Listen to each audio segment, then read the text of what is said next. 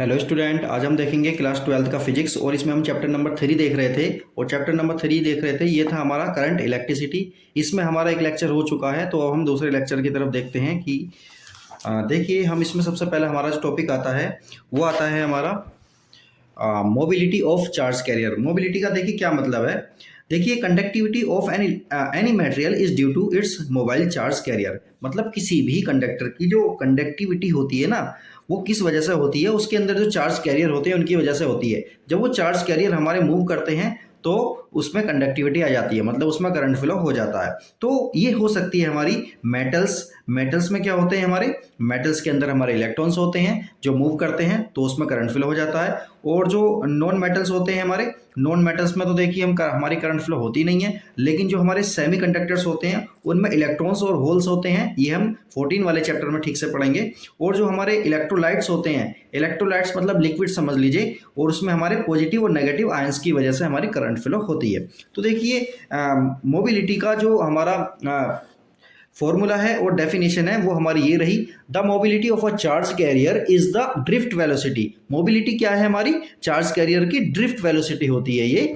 और drift velocity acquired by it in a unit electric field. जब हम किसी कंडक्टर में यूनिट इलेक्ट्रिक फील्ड लगा देते हैं तो उस टाइम वो जो उसके चार्ज कैरियर होते हैं जितनी भी ड्रिफ्ट वेलोसिटी को गेन करते हैं उसको हम क्या बोलते हैं, mobility of a charge career बोलते हैं। इसे हम फॉर्मूले की फॉर्म में समझते हैं कि म्यू इक्वल होता है हमारा वी डी अपॉन ई। मतलब mobility of a charge career equal होती है हमारी ड्रिफ्ट वेलोसिटी अपॉन इलेक्ट्रिसिटी, वो इलेक्ट्रिक फोर्स, इलेक्ट्रिक फील्ड के बराबर होती है। मतलब क्या है, हम किसी कंडक्टर में जब हम इलेक्ट्रिक फील्ड लगा देंगे तो उसके चार्ज कैरियर जो है मूव करना शुरू कर देंगे, और वो ड्रिफ्ट वेलोसिटी से जब मूव करना शुरू करते हैं तो उसी को हम क्या बोलते हैं, mobility of a charge carrier. इसका फॉर्मूला देखिए क्या होता है हमारा, म्यू इक्वल होता है V D upon E. V D क्या है हमारे ड्रिफ्ट वेलोसिटी और ई क्या है हमारा इलेक्ट्रिक फील्ड। तो वी डी का फॉर्मूला तो हम जानते हैं ड्रिफ्ट वेलोसिटी का, पिछली वीडियो में भी हमने देखा था, Q E tau upon M. Q क्या है, चार्ज है ये किसी भी चार्ज कैरियर पर। ई क्या है हमारा इलेक्ट्रिक फील्ड। टो क्या है हमारा रिलैक्सेशन टाइम। एम क्या है mass of the charge carrier. तो देखिए हमारा क्या है ये म्यू, ये वी डी की वैल्यू को, ये वाली वैल्यू को वी डी की हम इस वाले फॉर्मूले में पुट करेंगे तो म्यू की वैल्यू आ जाएगी हमारी क्यू टो अपॉन एम। अगर ये इलेक्ट्रॉन के लिए बात करते हैं हम, तो इलेक्ट्रॉन के लिए क्यू की वैल्यू क्या आ जाएगी, ई आ जाएगी, और टो ई आ जाएगा, मतलब ड्रिफ्ट ये रिलैक्सेशन टाइम ऑफ इलेक्ट्रॉन, और एम ई आ जाएगा मास ऑफ इलेक्ट्रॉन। इसी तरह से होल के लिए बात करेंगे तो यहाँ पर एच आ जाएगा और ई हमारा चार्ज रहेगा। तो इसी तरह से अब हम आगे देखते हैं SI unit of mobility. Mobility की जो एसआई यूनिट होती है वो होती है हमारी मीटर स्क्वायर पर वोल्ट पर सेकंड। क्या होती है, मीटर स्क्वायर पर वोल्ट पर सेकंड हमारी मोबिलिटी की यूनिट होती है। इसी तरह से हम आगे देखेंगे कि जो relation between electric current and mobility for a conductor, electric current और मोबिलिटी के बीच में क्या रिलेशन होता है, मतलब आई और म्यू के बीच में क्या रिलेशन होता है उसको देखते हैं। देखिए, आई का फॉर्मूला होता है हमारा E N A V D. E क्या है यहाँ पर चार्ज ऑन इलेक्ट्रॉन, एन क्या है नंबर ऑफ इलेक्ट्रॉन, ए क्या है ए है हमारा एरिया, वी डी क्या है ड्रिफ्ट वेलोसिटी। तो देखिए यहाँ पर हमने क्या किया है, यहाँ पर हम देख रहे हैं कि ड्रिफ्ट वेलोसिटी हम यहाँ से निकालेंगे। ड्रिफ्ट वेलोसिटी हमारा क्या आ जाएगा, म्यू इंटू ई आ जाएगा। इसी तरह से ड्रिफ्ट वेलोसिटी आ गया हमारा म्यू ई इंटू ई। तो म्यू ई क्या है हमारा मोबिलिटी ऑफ इलेक्ट्रॉन्स, और ई क्या है हमारा इलेक्ट्रिक फील्ड। तो यहाँ पर हम क्या करने जा रहे हैं, यहाँ पर हमने क्या किया, ये वी डी की जो वैल्यू है हमारी, देखिए यहाँ पर क्या करने जा रहे हैं हम, वी डी की वैल्यू को हम यहाँ पे पुट करेंगे। मतलब हमारा आई क्या आ जाएगा, हमारा आई आ जाएगा हमारा ये वाला फॉर्मूला में हमारा आई आ जाएगा। तो आई इक्वल हो गया हमारा E N A mu E into E. ये हमारा ड्रिफ्ट वेलोसिटी की को हमने किस में कन्वर्ट कर दिया, आई में कन्वर्ट कर दिया, यानी करंट में कन्वर्ट कर दिया है। तो इस तरह से हमारा आई यानी करंट में और मोबिलिटी में ये वाला हमारा फाइनल रिलेशन आ गया है। तो ये चीज क्लियर है। मतलब क्या है, वीडी की वैल्यू हमने क्या किया, वीडी की वैल्यू को उस वाले फॉर्मूले से ड्रिफ्ट वेलोसिटी और ये मोबिलिटी वाले फॉर्मूले से, इसमें ये वाली चीज को हम यहाँ पुट कर देंगे तो हमारा फॉर्मूला क्या आ जाएगा, करंट, इलेक्ट्रिक करंट और म्यू ई, मतलब मोबिलिटी में हमारा रिलेशन आ जाएगा। इसी तरह से यहाँ देखिए relation between electric current and mobility of a semiconductor. Semiconductor के लिए फॉर्मूला क्या बनेगा हमारा, आई हो गया हमारा आई ई इलेक्ट्रॉन के लिए प्लस आई एच होल के लिए। तो इन दोनों का फॉर्मूले को हम ये पुट करेंगे। ये पुट करने के बाद में जो चीज कॉमन आ रही है वो लिख लेंगे। यहाँ पर देखिए हम फाइनली हमारा जो करंट आएगा वो आ जाएगा ई ए ई। ई क्या है हमारा चार्ज, और ए क्या है, एरिया, ई क्या है, इलेक्ट्रिक फील्ड है, और एन क्या है, number of electron, mu E क्या है, मोबिलिटी ऑफ इलेक्ट्रॉन, और पी क्या है, नंबर ऑफ होल्स, और म्यू एच क्या है, ये म्यू एच है हमारा मोबिलिटी ऑफ होल्स। तो इस तरह से ये फाइनली हमारा इलेक्ट्रिक करंट के लिए ये फॉर्मूला आ जाएगा। Conductivity of a semiconductor, semiconductor की जो कंडक्टिविटी होता है उसका सीधा फॉर्मूला देख लीजिए, ये होता है हमारा, देखिए रो क्या होता है हमारा, रो होता है हमारा रेजिस्टिविटी, और रेजिस्टिविटी का उल्टा ही क्या होता है हमारा, कंडक्टिविटी होता है। तो फॉर्मूला बन गया हमारा E इक्वल E ब्रैकेट में N mu E plus P mu H. अब यहाँ पर दोबारा देख लेते हैं कि ये E क्या है, ये E है हमारा चार्ज, और ये N क्या है, नंबर ऑफ इलेक्ट्रॉन, और ये P क्या है, नंबर ऑफ होल्स हो गए, और म्यू ई और म्यू एच हम जानते हैं क्या है, ये म्यू ई क्या है हमारा, mobility of electron, mu H है मोबिलिटी ऑफ होल्स। तो अब हम आगे चल के देखते हैं। तो देखिए क्या है ये, टेम्परेचर डिपेंडेंस ऑफ रेजिस्टिविटी, मतलब हमारी रेजिस्टिविटी टेम्परेचर पर किस किस तरह से डिपेंड करती है, मेटल के लिए, नॉन मेटल के लिए, सेमीकंडक्टर के लिए, इन सब के लिए हम देखते हैं। तो देखिए रेजिस्टिविटी का फॉर्मूला हमारा ये होता है, रो इक्वल होता है M/N/E²। तो देखिए किसी भी चीज़ के लिए हम बात करेंगे कि देखिए मास तो उसका हमारा सेम रहेगा, और हमारा चार्ज जो है उसके वो भी सेम रहेगा। बात होती है हमारी नंबर ऑफ चार्ज पर, और रिलैक्सेशन टाइम पर डिपेंड करती है। तो मेटल के लिए हम बात करते हैं, मेटल के लिए क्या है, for metals the number of density N of free electrons is almost independent of temperature. मतलब क्या है, मेटल के अंदर जो फ्री इलेक्ट्रॉन्स रहते हैं उनकी जो डेंसिटी रहती है, ये नंबर जो रहता है उनका ऑलमोस्ट सेम रहता है, टेम्परेचर के कम या ज़्यादा होने से वो ज़्यादा चेंज नहीं होता है। तो इसका जो रजिस्टिविटी है वो मेनली किस चीज़ पर डिपेंड करेगी, रिलैक्सेशन टाइम पर डिपेंड करेगी। तो देखिए जैसे ही हम टेम्परेचर को बढ़ाएंगे तो thermal speed of free electron की क्या है, थर्मल स्पीड जो है बढ़ जाएगी। तो थर्मल स्पीड के बढ़ने पर देखिए क्या होगा, उनके जो एम्पलीट्यूड्स हैं, वाइब्रेशंस जो हैं वो बहुत ज़्यादा बढ़ जाएंगे। वाइब्रेशन के बढ़ने पर क्या होगा, मेटल आयन के बढ़ने की वजह से क्या होगा, फ्री इलेक्ट्रॉन्स कोलाइड करेंगे मोर फ्रिक्वेंटली, यानी कि बहुत तेज़ी से क्या करेंगे, वो बहुत तेज़ी से वो आपस में टक्कर लगाना शुरू कर देंगे। जैसे ये क्या होगा, इसकी वजह से क्या होगा, रिलैक्सेशन टाइम जो होगा, कोलिजन का टाइम जो होगा वो हमारा घट जाएगा। रिलैक्सेशन टाइम हमारा क्या था, एक इलेक्ट्रॉन से दूसरे इलेक्ट्रॉन, यानी कि एक चार्ज कैरियर की दूसरे चार्ज कैरियर में टक्कर लगने में जो टाइम लगता था उसे रिलैक्सेशन टाइम बोलते हैं। जैसी स्पीड बढ़ेगी तो टक्कर तेजी से लगनी शुरू होंगी, टक्कर तेजी से लगनी शुरू होंगी तो टो की वैल्यू घट जाएगी। टो की वैल्यू के कम होने पर देखिए क्या होगा, टो की वैल्यू के कम होने पर ये वाली टो की वैल्यू कम हो गई तो ओवरऑल वैल्यू ये क्या हो जाएगी, बढ़ जाएगी। ये बढ़ने का मतलब क्या हुआ, रजिस्टिविटी बढ़ रही है। रजिस्टिविटी बढ़ने का मतलब क्या है, कंडक्टिविटी घट जाएगी मेटल में कंडक्टिविटी कब घटेगी, जब टेम्परेचर को बढ़ाएंगे। और टेम्परेचर को बढ़ाएंगे तो क्या होगा, वो जो हमारे चार्ज कैरियर्स हैं या इलेक्ट्रॉन्स हैं वो बहुत तेजी से क्या होगा, उनकी थर्मल स्पीड बढ़ जाएगी। थर्मल स्पीड के बढ़ने पर क्या होगा, आपस में टक्कर बहुत तेजी से लगेंगी, रिलैक्सेशन टाइम घटेगा तो इनकी कंडक्टिविटी क्या होगा, घट जाएगी। ठीक है, ये वाली बात क्लियर हो गई है। ये वाला फॉर्मूला है हमारा, रो इक्वल रो नोट ब्रैकेट में 1 plus alpha T minus T note. तो ये सब चीज़ें क्या है हमारी, देखिए रो क्या है, रो हमारा रजिस्टिविटी है किसी पार्टिकुलर टेम्परेचर पर। रो नोट क्या है, जीरो टेम्परेचर पर हम ऐसा समझ सकते हैं, लोअर टेम्परेचर पर बोल सकते हैं कि लोअर टेम्परेचर पर रजिस्टिविटी है। अल्फा क्या है, अल्फा है हमारा कोफिशिएंट ऑफ रजिस्टिविटी। तो इस तरह से इसका एक फॉर्मूला आ जाएगा।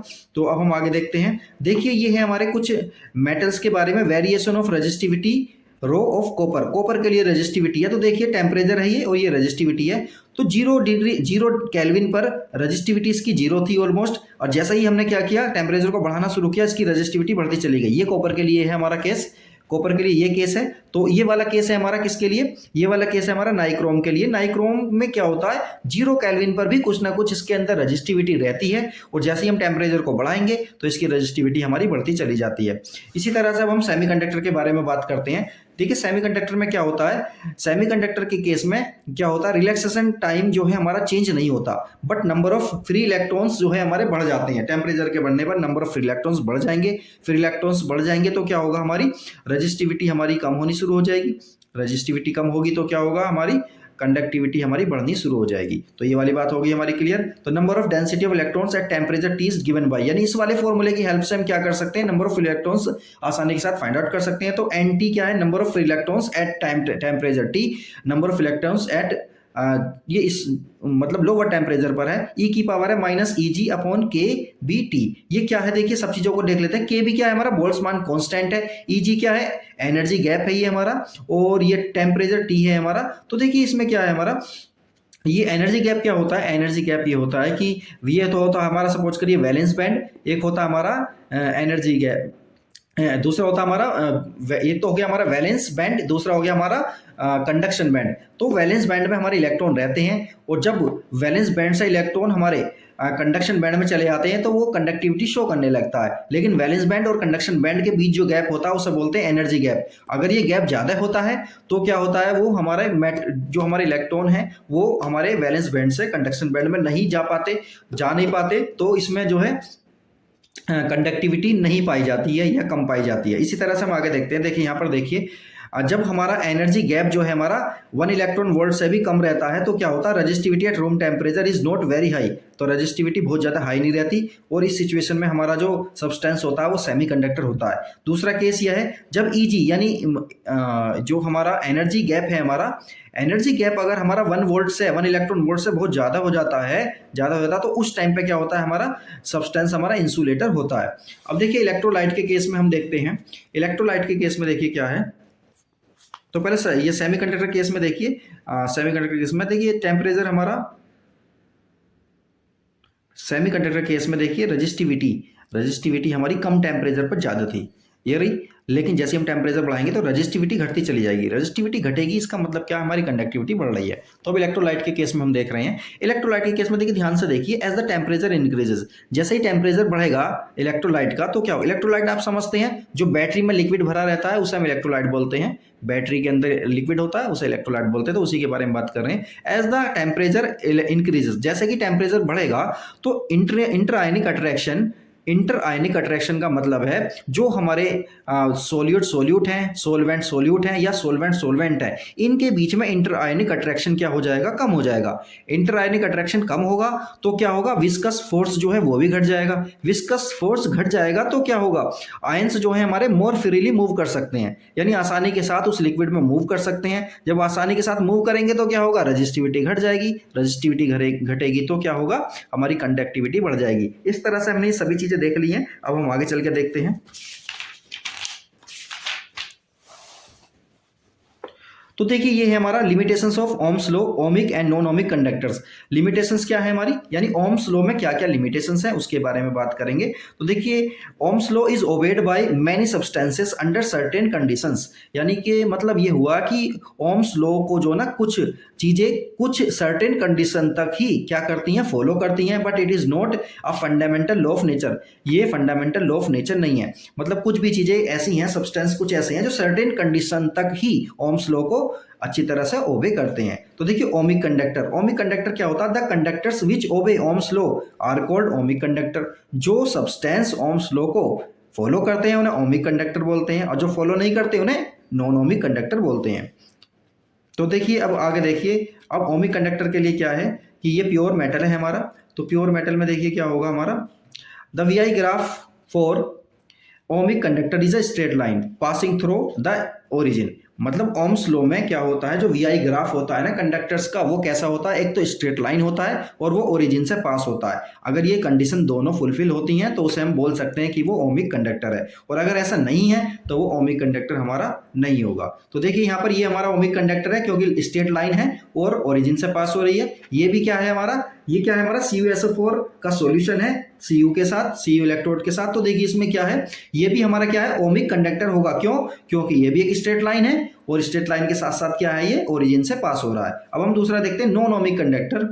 The conductors which do not obey Ohm's law are called non ohmic conductor. ऐसे कंडक्टर्स जो ओम्स लॉ को फॉलो नहीं करते उन्हें क्या बोलते हैं, हम नॉन ओमिक कंडक्टर्स बोलते हैं। अब देखिए आगे ओम्स लॉ के बारे में, इसके बारे में देखते हैं। The straight line V I graph does not pass through the origin. अगर स्ट्रेट लाइन हमारी ओरिजिन से पास नहीं होती तो वो हमारे ओमिक कंडक्टर नहीं होंगे बल्कि नॉन ओमिक कंडक्टर होंगे।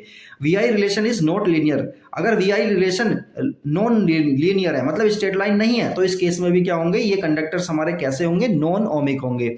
इसी तरह से V I relationship depends on the sign of V for the same absolute value of V, मतलब ये है वी के साइन पर भी डिपेंड करती है। अगर वी के साइन पर डिपेंड करेगी तो ये नॉन ओमिक कंडक्टर रहेंगे। इसी तरह से V I relationship is non unique, V I relationship अगर नॉन यूनिक है तो क्या होगा, उस केस में भी हमारे नॉन ओमिक कंडक्टर होंगे। तो देखिए ये वाला, देखिए ये वाला मेटेलिक कंडक्टर है हमारा, ये मेटेलिक कंडक्टर है, तो यहाँ से लेके यहाँ तक, मतलब करंट को यहाँ से लेके यहाँ तक जब हम बढ़ाएंगे तो ये ओम्स लॉ को फॉलो करता है। लेकिन उसके बाद तो देखिए ये वाला जो कंडक्टर है हमारा, यहाँ से लेके यहाँ तक तो ओम्स लॉ को फॉलो करता है, उसके बाद ये स्ट्रेट लाइन नहीं रहता बल्कि एक कर्व बन जाता है। तो इस केस में क्या होगा, ये नॉन ओमिक बिहेवियर इसका शो होना शुरू हो गया। इसी तरह से वाटर वोल्ट मीटर के लिए जो इन्होंने वी आई ग्राफ बनाया है, तो यहाँ पर देखिए ये स्ट्रेट लाइन तो है लेकिन ये ओरिजिन से पास नहीं होता, तो ये भी नॉन ओमिक कंडक्टर होगा। इसी तरह से पीएन जंक्शन डायोड में हम देखेंगे, देखिए नॉन लीनियर है, ओरिजिन से पास तो हो रहा है लेकिन नॉन लीनियर होने की वजह से क्या होगा, ये भी नॉन ओमिक कंडक्टर होगा। इसी तरह से और भी हमारे थ्रिस्टर हो गया, देखिए ये भी ग्राफ बिल्कुल अलग बनना है, स्ट्रेट लाइन नहीं है, तो ये भी नॉन ओमिक कंडक्टर होगा। इसी तरह से ये भी कोई सा भी देख लीजिए, ये नॉन ओमिक कंडक्टर हैं सारे। अब हम बात करते हैं, देखिए सुपर कंडक्टिविटी की। सुपर कंडक्टिविटी क्या है, देखिए सबसे पहले the phenomena of complete loss of resistivity, ये वो फिनोमिना है जिसमें रेजिस्टिविटी क्या हो जाती है, कंप्लीट लॉस हो जाती है, रेजिस्टिविटी पूरी तरह से खत्म हो जाती है किसी कंडक्टर्स में या किसी मेटल में या किसी अलॉय में। तो इस सिचुएशन को हम क्या कहते हैं, या इस टेम्परेचर को हम क्या कहते हैं, सुपर कंडक्टिविटी कहते हैं। तो देखिए टेम्परेचर एट विच, जिस टेम्परेचर पर सब्सटेंस जो है क्या कर लेता है, ट्रांजिशन हो जाता है फ्रॉम नॉर्मल कंडीशन से, नॉर्मल कंडक्टर से कहाँ बन जाता है, सुपर कंडक्टर बन जाता है। तो वो टेम्परेचर जिस पर कोई सब्सटेंस नॉर्मल कंडक्टर से सुपर कंडक्टर बन जाता है, तो उस टेम्परेचर को हम क्या कहते हैं, ट्रांजिशन और क्रिटिकल टेम्परेचर कहते हैं। तो ये क्या हुआ, जैसे ही हम किसी मेटल की हम जो है उसकी टेम्परेचर को कम करते जा रहे हैं, तो एक सिचुएशन ऐसी आएगी कि उसकी जो रजिस्टिविटी होगी वो कंप्लीटली खत्म हो जाएगी। जब रजिस्टिविटी कंप्लीटली खत्म हो जाएगी तो वो सुपर कंडक्टर बन जाएगा। तो उसी टेम्परेचर को जिस पर ऐसी सिचुएशन हो रही है उसको हम क्या कहते हैं, क्रिटिकल टेम्परेचर, या फिर बोलते हैं हम ट्रांजिशन टेम्परेचर।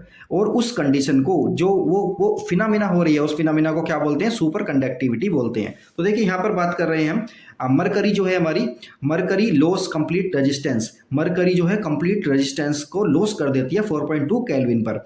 तो देखिए हमने क्या किया, ये हम लेकर आ रहे हैं, देखिए रेजिस्टेंस हो गया हमारा और ये हमारा टेम्परेचर है। तो देखिए मरकरी का जो टेम्परेचर था कुछ था हमारा, उसे हम कम करते जा रहे हैं, टेम्परेचर को कम किया। तो जैसे ही हमारा टेम्परेचर, देखिए टेम्परेचर हमारा कम हो रहा है तो इसका रेजिस्टेंस भी ऑलमोस्ट सेम है।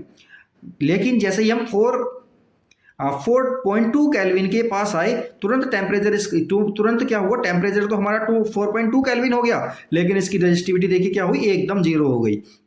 तो ये सिचुएशन किसके लिए है, मरकरी के लिए है। इसी तरह से सभी जो मेटल्स हैं सभी के लिए ये कंडीशन अलग अलग हो सकती है। तो चलिए देखिए ये देखते हैं हम, ये क्या है हमारी, ये टेबल है, ये इसका क्रिटिकल टेम्परेचर है और ये हमारे मटेरियल है। जैसे Hg के लिए यानी मरकरी के लिए 4.2 केल्विन है। इसी तरह से इन वाले सभी मेटल्स के लिए या कंपाउंड के लिए सभी के लिए ये Tc मतलब ट्रांजिशन टेम्परेचर या क्रिटिकल टेम्परेचर सभी के लिए क्या है, ये अलग अलग है। इसी तरह से अब हम देखते हैं equivalent resistance of a combination of resistances, मतलब resistances in series and parallel. Resistance को हम सीरीज और पैरेलल में कनेक्ट करके देखेंगे और देखेंगे उनका इक्विवेलेंट रेजिस्टेंस हमारा कितना आ रहा है। तो सबसे पहले हम बात करेंगे रेजिस्टेंसेस इन सीरीज, रेजिस्टेंस हमारे सीरीज में है, इस बारे में हम बात करेंगे।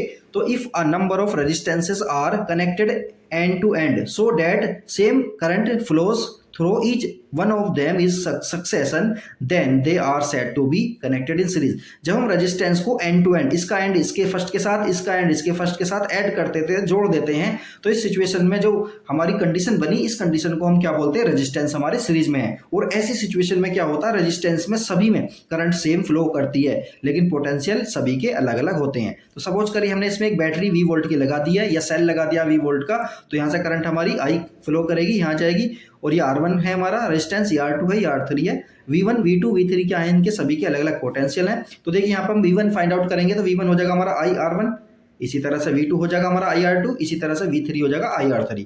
इसी तरह से टोटल V कितना है हमारा, V है इक्वल हमारा IRS। RS क्या है हमारा, टोटल रेजिस्टेंस हमारा इन सीरीज। तो देखिए हम इन दोनों को V कितना है हमारा, V1 plus V2 plus V3, इन सभी की वैल्यूज को हम पुट करेंगे और यहाँ से I को कॉमन लेके यहीं से काट देंगे तो बचेगा क्या हमारा, RS इक्वल आ जाएगा रेजिस्टेंस यानी equivalent resistance in series equal आ जाएगा हमारा टोटल का सम R1 plus R2 plus R3। ऐसी सिचुएशन में देखिए कुछ कंडीशंस होती हैं हमारी, current through each resistance is same. इस सिचुएशन में सीरीज वाली में रेजिस्टेंस जो होता है हमारा, सभी रेजिस्टेंसेस में करंट सेम फ्लो करती है, लेकिन सभी का पोटेंशियल हमारा अलग अलग होता है और individual potential drops are directly proportional. Individual potential सभी का क्या होता है, सभी के प्लस के इक्वल हो जाएगा, सम के इक्वल हो जाएगा। इक्विवेलेंट रेजिस्टेंस तो हम जान रहे हैं कि के इक्वल हो जाएगा, sum of the individual resistance के इक्वल हो जाएगा, और equivalent resistance is larger, equivalent resistance क्या हो जाएगा, बड़ा हो जाएगा than the largest individual resistance. मतलब इनमें इन सीरीज में लगे हुए सभी रेजिस्टेंस में जिसका रेजिस्टेंस सबसे ज्यादा है ना, इक्विवेलेंट का उससे भी ज्यादा होगा क्योंकि सब ऐड हो रहे हैं। इसी तरह से देखिए पैरेलल वाली कंडीशन को देख लेते हैं। पैरेलल वाली कंडीशन में क्या होता है, एक कॉमन पॉइंट से रेजिस्टेंस का एक एंड जोड़ देते हैं और दूसरे कॉमन पॉइंट से रेजिस्टेंस के दूसरे एंड को जोड़ देते हैं सभी के। तो देखिए ऐसी सिचुएशन में क्या होता है, ये पढ़ लेते हैं एक बार इसको। If a number of resistances are connected in between two common points so that each of them provides a separate path for current then they are said to be connected in parallel. तो ये situation हो गई हमारी। इसमें देखिए क्या है हमारा, R1 R2 R3 हमारे ये A और B के बीच में कनेक्ट कर दिए गए हैं। तो ये हो गया हमारा, इसमें I1 करंट फ्लो करेगी, देखिए यहाँ से करंट हमारी I निकलेगी तो यहाँ पर करंट हमारी बढ़ जाएगी, डिवाइड हो जाएगी। I1 इसमें जा रही है सपोज करिए, I2 इसमें जा रही है और I3 हमारी इसमें जा रही है, ये तीनों करंट हमारी जा रही हैं। इसके बाद देखिए हम इसमें क्या करेंगे, टोटल करंट तो हमारी I रहेगी ना, I1 plus I2 plus I3, तो I1 की वैल्यू क्या हो जाएगी हमारी, V/R1। इस सिचुएशन में पैरेलल वाली में V हमारा सेम रहता है, इसमें भी V रहेगा, इसमें भी V रहेगा, लेकिन करंट सभी में अलग अलग रहेंगी। तो देखिए अब यहाँ पे हम क्या कर रहे हैं, I1 निकाला हमने V/R1, इसी तरह से I2 और I3 निकाला, तो टोटल I कितना है हमारा, I1 plus I2 plus I3, सभी की वैल्यूज को पुट करेंगे और V को कॉमन लेके काट देंगे तो हमारा R1/RP, हमारा RP क्या है हमारा, इक्विवेलेंट रेजिस्टेंस इज पैरेलल। तो कितना हो जाएगा ये 1/R1 plus 1/R2 plus 1/R3। ये सिचुएशन आ गई हमारी। इसकी भी कुछ कंडीशंस इन्हें पढ़ लेते हैं। पोटेंशियल ड्रॉप सभी में सेम रहेगा, करंट सभी में अलग अलग रहेगी, और इसमें क्या होगा, जो रेजिस्टेंस होगा हमारा इक्विवेलेंट रेजिस्टेंस वो सबसे छोटे वाले से भी कम होगा। Equivalent resistance is less than that of the smallest individual resistance. तो रेजिस्टेंस इसमें कम आता है क्योंकि 1/R की फॉर्म में इसमें सब चीजें ऐड हो रही हैं। तो ये चीजें हमारी हो गई।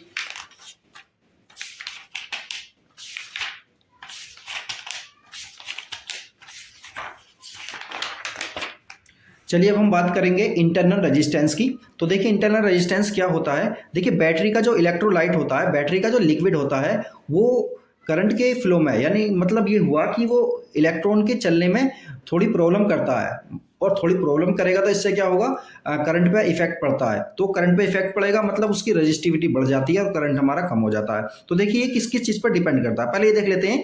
The resistance offered by the electrolyte of a cell, वो रेजिस्टेंस जो सेल का इलेक्ट्रोलाइट प्रोवाइड करता है to the flow of current between its electrodes is called internal resistance of the cell. तो सेल का इंटरनल रेजिस्टेंस कहलाता है, मतलब बैटरी का या सेल का जो इलेक्ट्रोलाइट होता है वो करंट के फ्लो में क्या करता है, एक रेजिस्टेंस को ऑफर करता है। रेजिस्टेंस ऑफर करता है तो करंट हमारा कम हो जाता है। इसी को हम क्या बोलते हैं, रेजिस्टेंस। कौन सा रेजिस्टेंस, इंटरनल रेजिस्टेंस। तो इंटरनल रेजिस्टेंस हमारा कुछ चीज़ों पर डिपेंड करता है, ये चीज़ें हमें पता होनी चाहिए। सबसे पहली हमारी nature of the electrolyte. Electrolyte का नेचर कैसा है इस बात पर ये डिपेंड करता है। तो ये डिपेंड करता है कि इलेक्ट्रोलाइट जो है हमारा किस चीज़ का बना हुआ है, कौन से मेटल का, किस किस चीज़ का बना हुआ है, इस चीज़ पर हमारा डिपेंड करेगा। तो नेचर ऑफ द इलेक्ट्रोलाइट पर डिपेंड करता है। दूसरा है it is directly proportional to the concentration of the electrolyte. Electrolyte की कंसंट्रेशन यानी कि उसके अंदर गाढ़ापन जितना ज्यादा होगा उतना ही ज्यादा क्या होगा, ये इंटरनल रेजिस्टेंस होगा। It is directly proportional to the distance between the two electrode. Electrode के बीच की डिस्टेंस जितनी ज्यादा होगी, यानी प्लस और माइनस के दो इलेक्ट्रोड होते हैं ना बैटरी के अंदर, उनकी डिस्टेंस जितनी ज्यादा होगी उतना ही ज्यादा ये रेजिस्टेंस होगा हमारा। इसी तरह से देखिए it varies with inversely proportional. तो ये देखिए एक तो हो गया हमारा ये इट वेरीज इनवर्सली, ये वेरीज करते हैं inversely as the common area of the electrodes immerse in the electrolyte. Electrolyte के अंदर जो इलेक्ट्रोड्स हैं हमारे, उनका एरिया जितना ज़्यादा होगा उतना ही ये रेजिस्टेंस हमारा कम हो जाएगा। It increases with the decrease in temperature of the electrolyte. Electrolyte का अगर टेम्परेचर बढ़ेगा तो क्या होगा, ये क्या होगा, इलेक्ट्रोलाइट का टेम्परेचर अगर घटेगा, ऐसा समझ लीजिए इलेक्ट्रोलाइट का टेम्परेचर घटा रहे हैं, कम कर रहे हैं, तो जो इंटरनल रेजिस्टेंस है वो बढ़ जाएगा। तो इन सारे 5 फैक्टर्स पर ये डिपेंड करता है और इनके चेंज होने की वजह से हमारा इंटरनल रेजिस्टेंस बैटरी का या सेल का कम या ज़्यादा हो जाता है। चलिए अब आगे देखते हैं रिलेशन बिटवीन ये R, E and V. R क्या है हमारा इंटरनल रेजिस्टेंस है, ई क्या है ईएमएफ ऑफ द बैटरी और वी क्या है पोटेंशियल ऑफ द बैटरी। तो देखिए फाइनली मैं इसका फॉर्मूला देख लेता हूँ। तो फॉर्मूला देख लीजिए आप, वी इक्वल होता है आई आर, ये तो फॉर्मूला हम सब जानते हैं। तो यहाँ पर जो है आई की वैल्यू, जो ये वाली वैल्यू को हम यहाँ पर पुट करेंगे तो वी में और ई में और स्मॉल आर में ये वाला रिलेशन हमारा आ जाएगा। ये वाला फॉर्मूला भी हमारा अप्लाई होता है। तो ये वाले फॉर्मूला और ये वाले फॉर्मूले, ये तीनों के तीनों ही हमें अच्छे से याद रखने हैं क्योंकि इनसे रिलेटेड हमारे न्यूमेरिकल्स बनते हैं। चलिए अब हम आगे देखते हैं। अब हम बात करते हैं combinations of cells in series and parallel. जिस तरह से हम रेजिस्टेंस को सीरीज में या पैरेलल जोड़ सकते हैं, इसी तरह से हम सेल को भी जोड़ सकते हैं सीरीज में या पैरेलल। देखिए सेल हमारे अगर एक से ज़्यादा हैं तो उन्हें हम जोड़ सकते हैं। अब जोड़ना कैसे है, ये चीज़ हमारी डिपेंड करती है कि हमें क्या चाहिए। देखिए सबसे पहला है हमारा सीरीज में जब सेल को जोड़ते हैं तो क्या होता है, when the negative terminals of one cell is connected to the positive terminal of the other cell and so on, the cells are said to be connected in series. जब सेल के हम नेगेटिव टर्मिनल को positive terminal से दूसरे वाले के जोड़ देते हैं और दूसरे वाले के नेगेटिव को तीसरे वाले के पॉजिटिव से जोड़ देते हैं और इस तरह से हम जोड़ते चले जाते हैं, तो इस तरह का कॉम्बिनेशन हमारा क्या कहलाता है, सेल्स इन सीरीज। तो सेल्स इन सीरीज, देखिए सेल हो गया हमारा 1, ये सेल हो गया हमारा 2, इस सेल का जो ईएमएफ है हमारा E1, इस सेल का ईएमएफ है हमारा E2, इस सेल का जो इंटरनल रेजिस्टेंस है वो है स्मॉल r1 और इसका रेजिस्टेंस है internal R2 small R2। I current इसमें फ्लो कर रही है, आई करंट इसमें फ्लो कर रही है। तो ये बैटरी का पॉजिटिव टर्मिनल है, ये बैटरी का नेगेटिव टर्मिनल है। तो देखिए ये वाले दोनों सेल को हमने क्या किया है, देखिए इसका नेगेटिव टर्मिनल इसके पॉजिटिव टर्मिनल से हमने कनेक्ट कर दिया है। तो इस तरह का क्या हो गया हमारा, एक कॉम्बिनेशन हमारा सीरीज में कहलाएगा और ये इक्विवेलेंट आ गया हमारा। तो देखिए E1 E2 का इक्विवेलेंट आ गया हमारा E इक्विवेलेंट, इसी तरह से R1 R2 का इक्विवेलेंट आ गया R इक्विवेलेंट। तो इसको हम आगे देखते हैं किस तरह से कनेक्ट होगा। दो मैं फाइनली बता देता हूं कि फाइनली देखिए E इक्विवेलेंट हमारा आ गया E1 प्लस E2, इसी तरह से R इक्विवेलेंट क्या आ जाएगा R1 प्लस R2। अगर हमारे रेजिस्टेंस सीरीज में है तो उनका जो टोटल ईएमएफ होगा वो टोटल का टोटल सिंपली ऐड हो जाएगा। इसी तरह से उनका टोटल का टोटल जो इंटरनल रेजिस्टेंस होगा सभी का ऐड हो जाएगा। तो फाइनली हमारा ये आ गया है। इसी तरह से अब हम सेल को देखते हैं कि सेल हमारे जब पैरेलल होते हैं तब क्या होता है, when the positive terminals of all cells are connected to one point and all other their negative terminals to another point. मतलब ये हुआ कि देखिए इस तरह से देखिए ये जो सेल है हमारा E1 और E2 दो सेल है हमारे, ये वाला सेल का पॉजिटिव टर्मिनल और ये वाले सेल का पॉजिटिव टर्मिनल दोनों के दोनों एक सिंगल पॉइंट से कनेक्ट कर दिए गए हैं और इन दोनों के ही नेगेटिव टर्मिनल को एक सिंगल पॉइंट से हमने कनेक्ट कर दिया है। तो इस तरह का जो कॉम्बिनेशन होगा हमारा उसको हम बोलते हैं पैरेलल। तो देखिए यहाँ पर ये जो है हमारा EMF इसका E1 है, इसका E2 है, इंटरनल रेजिस्टेंस इसका R1 है, इसका R2 है और ये करंट इसमें देखिए इस टाइम अलग अलग फ्लो होगी, इसमें I1 करंट फ्लो हो रही है, इसमें I2 करंट फ्लो हो रही है। तो इनका कॉम्बिनेशन जो आया हमारा E इक्विवेलेंट ये आ गया और R इक्विवेलेंट ये आ जाएगा। तो जब ये हमारे पैरेलल होंगे तो इनका E इक्विवेलेंट कितना आएगा, इनका E इक्विवेलेंट आया हमारा E1 R2 plus E2 R1 upon R1 plus R2। इसी तरह से R इक्विवेलेंट कितना आ जाएगा इसका R1 R2 upon R1 plus R2 आ जाएगा। इसी तरह से अगर दो से ज़्यादा सेल हैं हमारे पास तो उनका हम क्या करेंगे, देखिए E equivalent upon R equivalent कितना आएगा E1 upon E2, E1 upon R1 plus E2 upon R2 plus, और इस तरह से ये ऐड होते चले जाएंगे। इसी तरह से देखिए ये वाला देखिए जो हमारा इंटरनल रेजिस्टेंस है 1 अपॉन R इक्विवेलेंट कितना आ जाएगा 1 upon R1 plus 1 upon R2 plus 1 upon R3, ये सारे के सारे हमारे ऐड हो जाएंगे। अब हम देखते हैं condition for maximum current from a series combination of cell. अगर सेल को हम सीरीज कॉम्बिनेशन में लगा दें तो उसके बाद इनमें से मैक्सिमम करंट कब निकलेगी तो क्या होगा। तो देखिए ये तो हो गया हमारे नंबर ऑफ एन सेल्स हमने सीरीज में लगा दिए हैं, इसमें करंट आई फ्लो कर रही है और ये हमारा एक्सटर्नल रेजिस्टेंस है कैपिटल R। तो इस सिचुएशन में देखिए क्या होगा, सिंपली फॉर्मूला है हमारा I इक्वल है हमारा total EMF upon total resistance. तो टोटल EMF कितना हो जाएगा, N ही हो जाएगा क्योंकि नंबर ऑफ सेल्स हमारे N है तो N ही हो गया, और टोटल रेजिस्टेंस कितना होगा जो एक्सटर्नल रेजिस्टेंस है plus internal resistance into N, N क्या है, नंबर ऑफ सेल्स। तो ये आ गया हमारा। इस सिचुएशन में देखिए क्या है, अगर स्पेशल केसेस में पहला केस है हमारा, अगर बाहर वाला रेजिस्टेंस हमारा बहुत ज़्यादा है तो छोटे वाला जो एन आर है इसको हम निगलेक्ट कर सकते हैं। तो आई की वैल्यू कितनी आ जाएगी हमारी, एन ई अपॉन आर। तो इसमें क्या हुआ, जब हमारा बाहर वाला रेजिस्टेंस ज़्यादा है तो हमारे रेजिस्टेंस, अगर ये हमारे सेल्स हमारे अगर सीरीज में लगे हैं तो इनमें जो करंट निकलेगी वो एन टाइम्स बढ़ जाएगी। सिंगल सेल से कितनी बढ़ जाएगी, एन टाइम्स बढ़ जाएगी। लेकिन इसी सिचुएशन में अगर आर हमारा बहुत कम है और इंटरनल रेजिस्टेंस हमारा बहुत ज़्यादा आ रहा है तो सीरीज में लगाने का कोई फ़ायदा नहीं है, क्योंकि क्या होगा, इसमें जो एक सेल हमारी करंट दे रहा है उतनी ही सारी मिला के करंट को देंगे, तो कोई फ़ायदा नहीं होगा इस सिचुएशन में। दूसरा केस है हमारा पैरेलल वाला। पैरेलल वाले में मैक्सिमम करंट कब निकलेगी, तो देखिए पैरेलल का केस होता है, हम जानते हैं इस चीज़ को। इसका फाइनली फॉर्मूला हम देख लेते हैं, ये आ रहा है फाइनली फॉर्मूला, आई इक्वल है M E upon M R plus R. M क्या है, नंबर ऑफ सेल्स है हमारे ये, और ये सब हम जानते हैं। तो देखिए इस केस में क्या होगा, जब आर की वैल्यू हमारी बहुत कम रहेगी, यानी एक्सटर्नल रेजिस्टेंस की वैल्यू बहुत कम है, तो उस केस में क्या होगा, हमारा ये जो करंट निकलेगा इसमें से वो एम टाइम्स बढ़ जाएगा, एक सेल का एम टाइम्स बढ़ जाएगा सेल करंट। तो जब हमारा आर एक्सटर्नल वाला बहुत कम होता है तो हमें पैरेलल कनेक्ट करना चाहिए, और जब बाहर वाला रेजिस्टेंस हमारा ज़्यादा होता है तब हमें सीरीज में कनेक्ट करना चाहिए। इसी का दूसरा केस देखते हैं, जब एक्सटर्नल रेजिस्टेंस बहुत ज़्यादा होता है तब उस केस में क्या होता है, करंट इसमें से उतनी ही निकलेगी जितनी एक सेल में से निकलती है। तो एक्सटर्नल रेजिस्टेंस ज़्यादा होने की वजह से हमें सीरीज में कनेक्ट करना चाहिए, पैरेलल कनेक्ट नहीं करना चाहिए।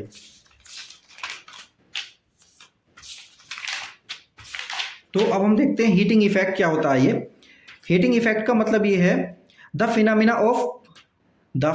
Of production of heat in a resistor by the flow of an electric current through it is called heating effect of current और जूल हीटिंग। मतलब जब किसी कंडक्टर में करंट फ्लो होती है तो वो हीट हो जाता है, इसी को हम क्या बोलते हैं, हीटिंग इफेक्ट ऑफ करंट बोलते हैं, या जूल हीटिंग भी बोल देते हैं इस चीज़ को। तो इस चीज़ में देखिए क्या है हमारा, सिंपली हम इसमें से निकालेंगे हीट का formula, heat produce by electric current joules law. देखिए क्या है, ये वाला इसका सर्किट है, ये हमारा रेजिस्टेंस हो गया, इसमें पोटेंशियल हमारा V है, ए भी हमारा रेजिस्टेंस है, इसमें करंट आई फ्लो करेगी। ये हमारी बैटरी या सेल लगा हुआ है जिसका प्लस और नेगेटिव टर्मिनल दोनों के दोनों ये हैं। तो देखिए इसका हीट का फॉर्मूला क्या होगा, सिंपली मैं फॉर्मूला बता देता हूँ। H इक्वल है हमारा VIT, V क्या है हमारा पोटेंशियल है, I क्या है करंट जो इसमें फ्लो कर रहा है, T क्या है हमारा टाइम है, और ये जूल में आएगा। और इसको इन दूसरे फॉर्मूलों में भी हम कन्वर्ट कर सकते हैं। V upon I equal R वाले फॉर्मूले से, मतलब ओम्स लॉ वाले फॉर्मूले से इन फॉर्म में भी कन्वर्ट किया जा सकता है। तो H इक्वल होता है हमारा VIT जूल, या I square R T joule, या V square T upon R joule. और इसको जूल को अगर हमें कैलोरी में कन्वर्ट करना है तो इन सबको 4.18 से क्या कर देंगे, डिवाइड कर देंगे, तो ये सब कैलोरीज में आ जाएंगे। इसी तरह से अब हम देखते हैं इलेक्ट्रिक पावर के बारे में देखते हैं। तो पावर क्या होती है, the rate at which work is done by a source of EMF in maintaining an electric current through a circuit is called electric power of the circuit.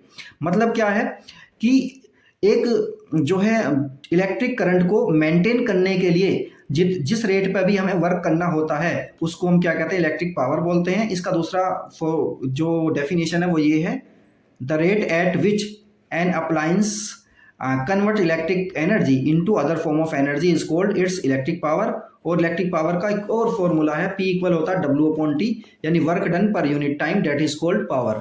Work done per unit time that is called power, या work W/T को ऐसा भी लिखा जा सकता है VI, या ऐसा लिखा जा सकता है I स्क्वायर R या V स्क्वायर अपॉन R। इस फॉर्म में इसे आसानी के साथ लिख सकते हैं। इसी तरह से SI यूनिट के बारे में बात करते हैं। तो पावर की SI यूनिट क्या होती है हमारी, वाट होती है पावर की SI यूनिट। और 1 किलोवाट में क्या होता है, देखिए 1 किलोवाट होता है 1000 वाट के बराबर होता है। और 1 HP हॉर्स पावर किसके इक्वल होता है, हॉर्स पावर किसके इक्वल होता है, 1 HP इक्वल होता है 746 वाट के बराबर होता है। इसी तरह से हम इलेक्ट्रिक एनर्जी के बारे में बात करेंगे।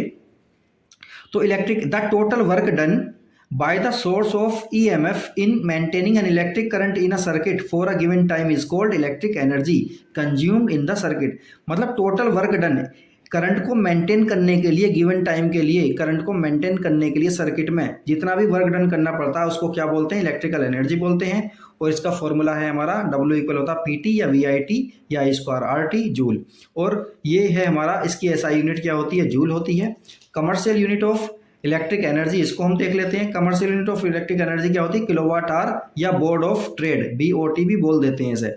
और जनरली हम इस 1 किलोवाट में कितने जूल्स होते हैं, 1 किलोवाट में देखिए 1 किलोवाट इंटू 1 आवर, 1 किलोवाट को वाट में कन्वर्ट करेंगे तो 1000 आ जाएगा, 1 आवर को सेकंड में कन्वर्ट करेंगे 3600 आ जाएगा। तो इन सबको मल्टीप्लाई करेंगे तो ये आ जाएगा 1 kWh इक्वल होता है 3.6 इंटू 10⁻6 जूल। और यही क्या होता है 1 किलोवाट, ये एक यूनिट होती है जो हमारे मीटर में यूनिट होती है जिससे बिजली का हमारा बिल बनता है, वो यही वाली यूनिट होती है। और kWh जहाँ पर kWh लिखा होता है मीटर के अंदर, वो वाली रीडिंग जो होती है हमारी वही रीडिंग होती है और उसी को हम यूनिट बोलते हैं कि कितनी यूनिट हमारी खर्च हुई है। इसी तरह से अब हम देखते हैं पावर रेटिंग। पावर रेटिंग क्या है हमारा, the power rating of an electrical appliance is the electrical energy consumed per second by the appliances when connected across the marked voltage of the mains. मतलब क्या है, जब हम कुछ इंस्ट्रूमेंट अपने घर में लेकर आते हैं तो उस पर लिखा रहता है कि इतने वाट का है। इतने वाट का मतलब क्या है, पर सेकंड ये इतने वाट का एनर्जी को यूज़ करेगा। तो इससे हम पता कर लेते हैं कि कोई इंस्ट्रूमेंट हमारी कितनी एनर्जी कंज्यूम कर रहा है, यानी कि कोई भी इंस्ट्रूमेंट हमारा तो उससे ज़्यादा बिल आएगा चलाने पर या कम बिल आएगा, उससे हमें फाइनल पता चल जाता है। तो पी इक्वल होता है हमारा V² या I²R या VI, यानी मतलब वाट हो गया ये।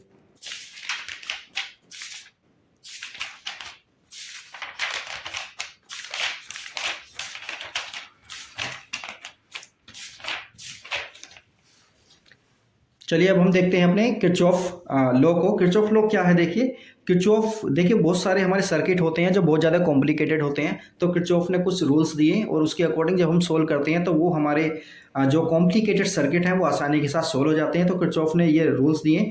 सबसे पहले किरचॉफ ने कुछ डेफिनेशंस बताई कि इनको हमें पता होना चाहिए। इलेक्ट्रिक नेटवर्क क्या होता है हमारा, the term electric network is used for a complicated system of electrical conductor.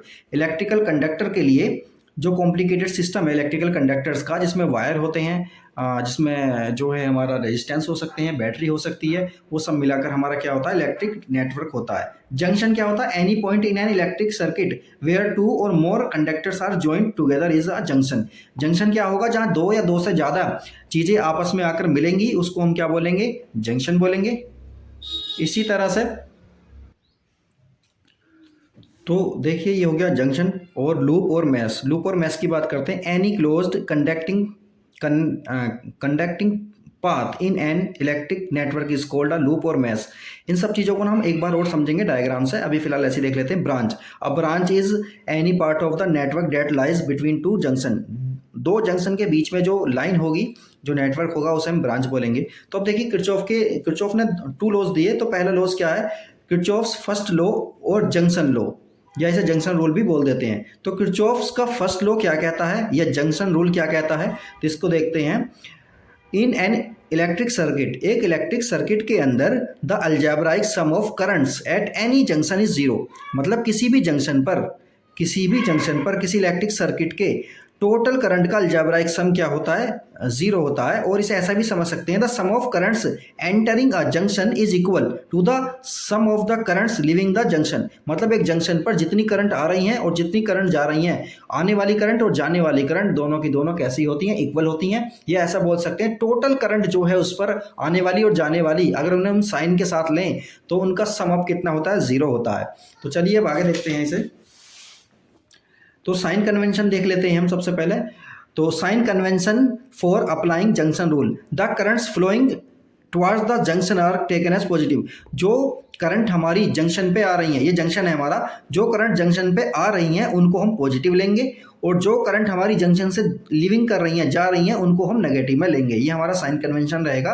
किसके लिए साइन कन्वेंशन रहेगा, ये किरचॉफ फर्स्ट रूल के लिए। और किरचॉफ के फर्स्ट लॉ को हम क्या बोलते हैं, Kirchhoff's current rule, Kirchhoff's current law बोलते हैं, KCL बोल देते हैं इसे। KCL है हमारा पहला रूल किरचॉफ का। सेकंड वाले को देखते हैं, किरचॉफ सेकंड लॉ और लूप रूल भी इसे बोल देते हैं। तो around any close loop of a network के किसी भी क्लोज लूप के अंदर the algebraic sum of changes in potential must be 0। Algebraic sum of changes changes किस किस में हो रहा है, इन पोटेंशियल मस्ट बी 0। या इसे दूसरी तरह से भी बोल सकते हैं, the algebraic sum of the EMFs in any loop of a circuit is equal to the sum of the products of current and resistances. मतलब क्या है, इसे ऐसा लिख सकते हैं, समीशन ऑफ डेल वी क्या, टोटल पोटेंशियल क्या होगा, 0 होगा किसी भी लूप के अंदर, उसकी बात कर रहे हैं। या फिर जो टोटल EMF होगा वो किसके इक्वल होगा, वो इक्वल होगा sum of the product of I and R K. तो अब इसके लिए साइन कन्वेंशन हम देखते हैं। तो देखिए क्या है हमारा, we can take any direction, हम कोई भी डायरेक्शन ले सकते हैं क्लॉकवाइज या anti clockwise as the direction of traverse. मतलब क्या है, देखिए सपोज करिए हमारा सर्किट है, तो सर्किट में हमारे दो लूप बनने हैं, इसको क्या बोलेंगे, एक लूप हो गया, ये हो गया हमारा दूसरा लूप, तो दो लूप बनने हैं हमारे। तो ये हमारी ये ईएमएफ हमारी इस बैटरी से निकल रहा है, ईएमएफ हमारी E2 इस वाली बैटरी का है, करंट यहाँ से I1 जा रही है, करंट यहाँ से I2 जा रही है। तो ये वाले हमारे लूप हो गए। तो इसमें हमने क्लॉकवाइज, हम खुद से हमें क्या लेना पड़ेगा, डायरेक्शन लेनी पड़ेगी। तो हमने इसे देखिए क्लॉकवाइज ले लिया, क्लॉक इधर को चलती है ना, क्लॉक ऐसे चलती है, तो हमने भी क्लॉकवाइज ले लिया, इस वाले को भी क्लॉकवाइज ले लिया। दोनों को एंटी क्लॉकवाइज ले सकते हैं, या एक को क्लॉकवाइज एक को एंटी क्लॉकवाइज ले सकते हैं, वो हमारी खुद की मर्जी होती है। तो हम कोई भी डायरेक्शन ले सकते हैं। पहले में क्या है हमारा, कोई भी डायरेक्शन को हम ले सकते हैं, क्लॉकवाइज या एंटी क्लॉकवाइज। दूसरा केस क्या है, the EMF of cell is taken as positive, cell का ईएमएफ हम पॉजिटिव लेंगे, कब लेंगे, if the direction of traversal is from its negative to positive terminal. मतलब क्या है, सेल के जो पोटेंशियल है उसको हम कब पॉजिटिव लेंगे, कब पॉजिटिव लेंगे, जब हमारे लूप की डायरेक्शन, मतलब जिसमें हमारा लूप चल रहा है, ऐसा समझ लीजिए करंट की डायरेक्शन पॉजिटिव से निकल रही है, मतलब नेगेटिव से पॉजिटिव की साइड है, तो वी को हम क्या लेंगे, पॉजिटिव लेंगे। और इसी तरह से अगर देखिए ये नेगेटिव हो गया, पॉजिटिव हो गया, करंट की डायरेक्शन अगर इधर है, या हमारे लूप की डायरेक्शन हमारी इधर है, लूप की डायरेक्शन इधर है, तो देखिए पॉजिटिव से नेगेटिव में निकल रहा, पॉजिटिव से कहाँ जा रहा, नेगेटिव में जा रहा, तो ये वाली डायरेक्शन को क्या लेंगे हम, वी की वैल्यू को क्या लेंगे हम, माइनस में लेंगे। इसी तरह से देखिए EMF of a cell is taken as negative, cell का जो ईएमएफ है is taken as negative, negative लिया जाएगा if the direction of traversal is from positive to the negative terminal. तो ये वाला केस हो गया। अब देखिए ये वाला रेजिस्टेंस के बारे में देख लेते हैं। द करंट रेजिस्टेंस यानी आई आर का जो प्रोडक्ट है is taken as positive, I R का जो प्रोडक्ट है वो पॉजिटिव लेंगे, कब लेंगे, if the resistor is traverse in the same direction of assume current, यानी करंट की डायरेक्शन में ही अगर देखिए यहाँ देखिए करंट की डायरेक्शन में ही अगर हमारा लूप की डायरेक्शन है, तो वी की वैल्यू मतलब आई आर की वैल्यू को हम पॉजिटिव लेंगे। अगर हमारी डायरेक्शन और करंट की डायरेक्शन दोनों की अपोजिट है रेजिस्टेंस वाले में, तो क्या होगा, हम इसको नेगेटिव लेंगे। तो ये वाला हो गया हमारा। इसकी हेल्प से हम आसानी के साथ बड़े बड़े जो है न्यूमेरिकल्स आसानी के साथ सोल्व कर सकते हैं। अब हम आगे देखते हैं। चलिए इसका एक एग्जाम्पल देख लेते हैं, फिर आगे चलते हैं। इसका एग्जाम्पल देखिए क्या है, ये वाला हमने लिया, ये हमारा ये सर्किट है। तो देखिए इसमें ये R1 R2 R3 हमारे रेजिस्टेंस लगे हुए हैं, E1 E2 वाली हमारी बैटरी लगी हुई है जिसका ईएमएफ E1 है, इसका ईएमएफ E2 है। यहाँ से करंट हमारी I1 चलेगी तो यहाँ तक आएगी, इसी तरह से यहाँ से I2 चलेगी यहाँ तक आएगी। दोनों जंक्शन पर मिलकर दोनों करंट मिलकर चलेंगी, I1 I2 इस वाले में, और यहाँ कर ये I1 I2 यहाँ चली जाएगी, I1 यहाँ चली जाएगी। तो देखिए हमने इसे लूप 1 मान लिया, इसे लूप 2 मान लिया। तो लूप 1 में हमने क्लॉकवाइज ले लिया, लूप 2 में भी हमने क्लॉकवाइज ले लिया है। तो अब देखिए यहाँ पर क्या होगा, अलजेब्राइक सम ऑफ करंट और रेजिस्टेंस, करंट और रेजिस्टेंस का हम क्या ले रहे हैं, सम अप ले रहे हैं।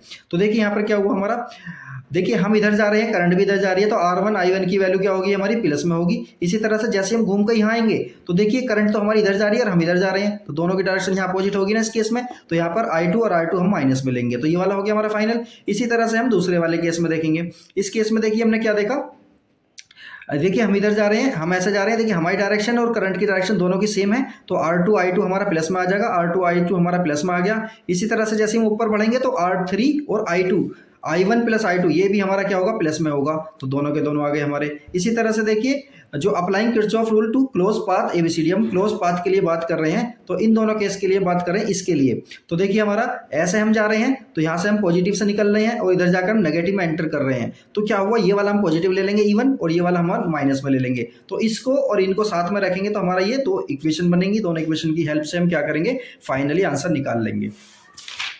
अब देखिए हम आगे देखते हैं। देखिए पोटेंशियोमीटर हमारे केस उसमें सिलेबस में फिलहाल नहीं है, लेकिन इसे हम बाद में समझा देंगे। इसी तरह से मीटर ब्रिज है, वो भी हमारा ऐसा ही केस है। तो अब हम बात करते हैं व्हीटस्टोन ब्रिज की। तो देखिए व्हीटस्टोन ब्रिज क्या होता है, व्हीटस्टोन ब्रिज के बारे में देखते हैं।